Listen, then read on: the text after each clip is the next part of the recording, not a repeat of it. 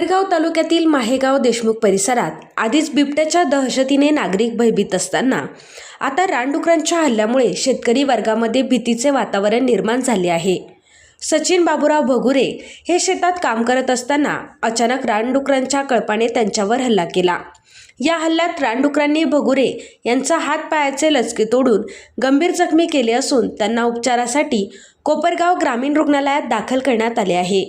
माहेगाव परिसरात सध्या मोठ्या प्रमाणात रानडुकरांचा उच्छाद वाढला असून कळपाने फिरत असल्याने शेतकऱ्यांना शेतीचे कामे करणे अवघड झाले आहे। उभ्या पिकांचे मोठे नुकसान होत असून वन विभागाने तातडीने कारवाई करण्याची मागणी शेतकरी वर्गातून होत आहे। आमचे बंधू सचिन बाबूराव भगुरे हे शेतात पाणी भरायला गेले असताना लाईट गेलेली होती म्हणून मोटर पासून जवळून चालले होते, तर त्यांना तितक्यात मागून रानडुकराने धडक मारून त्यांना खाली पाडले। त्यांच्या हाताला व जास्त लागलेले पाठीमागूनच्या भागाला। मग त्यानंतर ते खाली पडले। मग शेजारी एक माणूस होता, त्याला आवाज देऊन त्यांनी बोलवलं आणि मग तो कोळपडीने दवाखान्यात घेऊन गेलो।